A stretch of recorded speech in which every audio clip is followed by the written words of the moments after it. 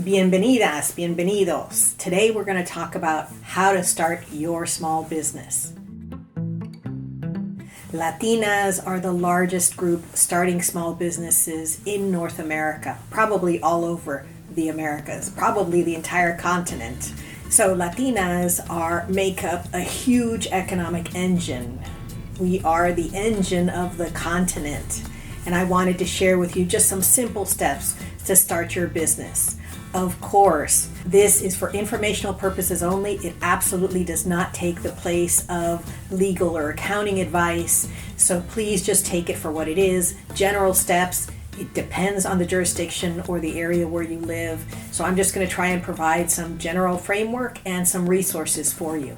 So let's get started. But first, this is Latina Literati.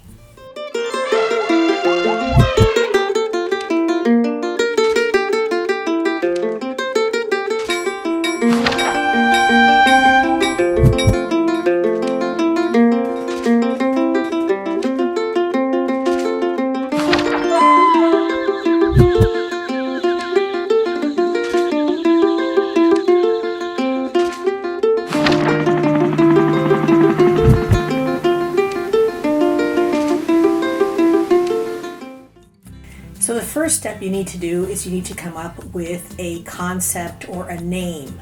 Are you going to be offering services? Are you going to be offering goods? Because the registration and the treatment of those is a bit different. I'm going to try and just cover generally the steps, but the first thing you have to come up with is, what is the name going to be? I'm just going to choose, Maria's Consulting. So Maria, I'm going to pretend is my name. And consulting is a service that I'm going to provide. Now, if I were selling widgets or tortillas and it was Maria's Tortillas, there's a separate path, but I'm going to try and cover a bit of both in this video. First, my very techie flowchart. Can you see that? It's my very techie flowchart. The first thing you want to do is come up with a name. You want to come up with a concept. So your name, let's say, is Maria's Consulting, and you're going to be consulting on marketing, an example. So the first thing you need to do is you need to register, you need to check online and see who is using the name Maria. Is it anyone that could be confused with you? Can you register it with the Secretary of State? Can you go to the U.S. Patent and Trade Office and say, I'm going to be using Maria's Consulting in trade, and so all you have to do is file what is called an intent to use. And that way, when you start using it, you can start your filings there if you think you'll be growing into a national level. Again, this is specifically to the United States, and again, just general principles here. Okay, so my flowchart. Business concept. You have to check who's using the name, if anyone. If you're using your own name, then obviously it's your name, so you don't have to register it. But if you're using, let's say, ABC Consulting, then you're going to have to file what is called a fictitious name statement, and you should check with your county business treasurer's office or tax collector's office, and they should be able to give you information on the steps you need to take. The important thing here is most counties, at least the larger counties in California at least, really want to make it easy to start a business. I mean, they know that their tax revenue depends on your business, and so they want to make it really easy. So you should check. In the description box, I'll include the checklist that the Secretary of State in California gives. Again, it's really general because that's all you can get unless you're specifically speaking to someone who's analyzing your particular situation. So once you have a name and once you have registered with your county, because of course they want to know you have a business and you need permission to have that business, then you need to decide, is it just going to be me or am I going to have other people working with me? Because if you're going to have, even if it's just you, you may want to get what's called an EIN, an Employer Identification Number, EIN. And that's very simple, no cost to it. You just call, they assign a number. So if you're using your own name, then you can decide whether you get an EIN. If you are using another name, ABC, for example, Consulting, then you have to go to the fictitious name. Whether or not you get an EIN, with the registration at your county, normally that's what's requested. If you're just the only person, the owner, then you go in and under your own social security number, you can open up a bank account. If you're using a fictitious name, or if you've decided to incorporate or establish an LLC, then you have to get an EIN, and that's the number that will be of reference for the business bank account. Let me know. I'm happy to answer general questions, or if you have comments, let me know in the comments what you'd like me to discuss further on. There are lots of videos on whether you want to incorporate as an S corporation or a C corporation or a limited liability company or a partnership, and I won't go into any of that because that really is specific to your situation. But once you have the name, either your name or a DBA or a fictitious name, and you've registered it, and whether or not you're using your social security number or your EIN, employer identification number, to open your bank account, then the next step is you want to make sure you have your ducks in a row, as they say, and you want to have contracts. Are you contracting with anyone for any services? So what are the types of agreements you're going to need to have in place? So whatever type of contract you have, you obviously want to read it carefully and maybe get someone else to read it for you so they can give you tips on the best type of language to include to protect yourself and to ensure that everything goes smoothly. Speaking of protection, insurance is far underrated. So insurance is really important. It's important for you now as a business owner, and so your insurance agent should be able to talk to you about general liability policies and also what industry you're in. So depending on the industry you're in, there will be types of insurance that are required. If you decide to have employees, you'll probably need, under your state law, in California you need workers' compensation insurance, and that's if someone gets hurt on the job, then they're covered. So there's different types of insurance, and you should talk to your insurance agent to see what it is that would be best suited for your situation. As your small business grows and you decide you need help and you may add people to your team, you really need to understand the rules of human resources, and you should speak to a professional about that. There are professional companies that will take care of everything from payroll to benefits, and you should look those up if your growth requires you to add people to your team, because that's really, really important.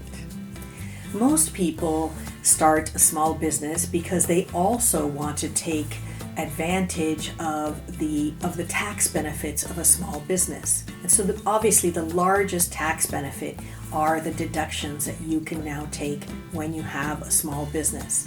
And so you can take up to $5,000 in startup costs, $5,000 in organizational costs, and deduct that from your taxes. So you really want to work with your accountant, work with a professional, and think about, strategize the best way to get the most bang for your buck, as they say.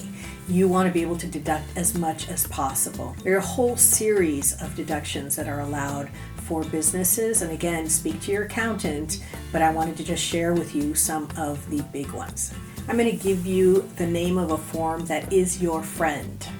The form is called 1099. And what is a 1099? That means that when you pay someone for a service or a good and they are not a corporation, then you ask them to fill out a W-9, and your accountant will issue a 1099 in January. And that literally wipes away that as income to you. So it's better than a deduction because it takes it off the top. If you can't 1099 someone, then you deduct the services that they provide to your business. There's also a concept called the cost of goods sold. So let's say that you are building beautiful boxes to sell, and so all the materials that go into that you purchase to make those boxes then is called the cost of goods sold, and so all of that is deductible. There are office expenses, and there are all sorts of professional expenses, your accountant, your lawyer, your whatever you need, your human resources, all of your professional expenses are going to be deducted. The standard for the Federal Taxing Authority, the U.S. Treasury, is ordinary ordinary and necessary expenses. So if it's something that would be ordinarily incurred in a business, if it's something that's necessary for your business, then it's going to be allowed as a deduction. Of course, always check with your accounting professional. Starting a business is work, but knowing that you're working for yourself gives you that extra energy, that extra creativity, and that extra push to go that extra mile, because nobody's telling you to do anything. If you don't do it, it doesn't get done. So you have to be somewhat organized, and you need to think about what are the accomplishments that you'd like to be able to achieve during whatever time frame, whether it's this month, this week, this day, this year. So I just want to encourage all of you, start a business. Find something that you love, that you're interested in, and go for it, because it's a lot of fun and it's wonderful to be able to provide a service or a good to others. We're already doing it. Number one small business I'm going to just say the whole continent, because I think women are just very active in mercados all over the continent. And now for my favorite part of the video, the book recommendations.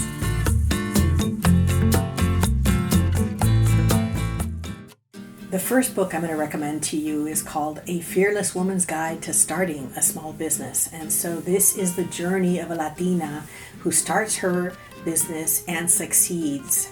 So again, we want to see other stories, we want to know other stories, we want to learn from other people's journeys so that we can add their experience to our own and hopefully maybe not fall into other pitfalls that they have experienced. We want to be able to make our path easier by learning from others. And so I would say that networking is also really important. Whatever area you decide to start your small business in, I bet you that there is a group out there that either online or in person you can network, and I would completely encourage you to do that, because you learn so much from others and you connect with others, and there are opportunities out there you may not even know of. The second book that I would like to recommend is called Jefa in Training, and Eva Longoria said this book was an absolute must. So it gives you a lot of information about how to plan the success of your business, and I would highly recommend it. I think it's a great book, and you'll enjoy it. The third book is called Latina Entrepreneurs in America, and this is a woman amazing. In her own kitchen started this dessert company called Lulu's Desserts, and went on to build it into a huge company.